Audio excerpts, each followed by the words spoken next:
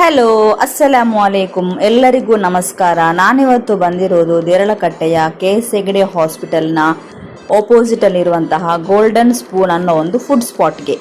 ಇಲ್ಲಿಗೆ ನಾನು first time ಏನು ವಿಸಿಟ್ ಮಾಡಿದ್ದಲ್ಲ, ಇದಕ್ಕಿಂತ ಮುಂಚೆ ಕೂಡ ವಿಸಿಟ್ ಮಾಡಿದ್ದೆ. ಬಟ್ ಆಗ ನನಗೆ ವಿಡಿಯೋಸ್ ಮಾಡಲಿಕ್ಕೆ ಆಗಲಿಲ್ಲ. ಇವತ್ತು ನಾನು ಇಲ್ಲಿ ಶವರ್ಮಾ ಆರ್ಡರ್ ಮಾಡಿದ್ದೇನೆ.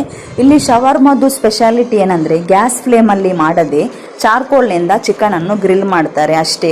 ಮತ್ತು ಟೇಸ್ಟ್ ವೈಸ್ ಕ್ವಾಲಿಟಿ ವೈಸ್ ಎಲ್ಲ ಹೊರಗಡೆ ನಮ್ಮದು ಸಿಗ್ತದಲ್ಲ ಅದೇ ಶವರ್ಮಾದು ಟೇಸ್ಟ್. ಬಟ್ ಸ್ವಲ್ಪ ಚಿಕನಿದ್ದು ಕ್ವಾಂಟಿಟಿ ಸ್ವಲ್ಪ ಜಾಸ್ತಿ ಇರ್ತದೆ. ಪ್ರೈಸ್ ವೈಸ್ ನೋಡಬೇಕಾದ್ರೆ ತುಂಬ ಹೈ ಅಂತ ಹೇಳ್ಬೋದು. 149 ರುಪೀಸ್ ಒಂದು ಶವರ್ಮಾಗೆ.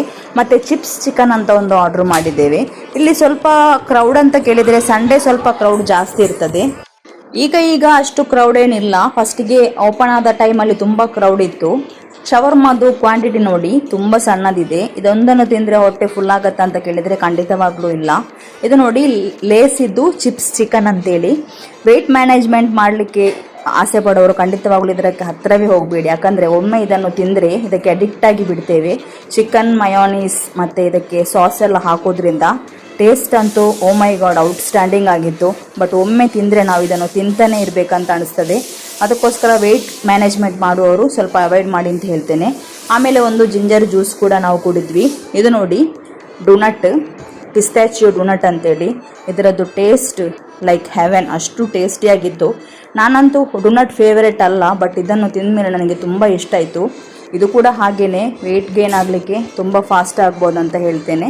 ಆದರೂ ಲೈಫಲ್ಲಿ ಎಲ್ಲವನ್ನು ಒಮ್ಮೆ ಟೇಸ್ಟ್ ಮಾಡಬೇಕಲ್ವ. ಗ್ರಿಲ್ ಬೈಟ್ಸಿಂದ ಚಿಕನ್ ವಿಂಗ್ಸ್ ಹನಿ ಅಂತ ಒಂದು ಟ್ರೈ ಮಾಡಿದೆ.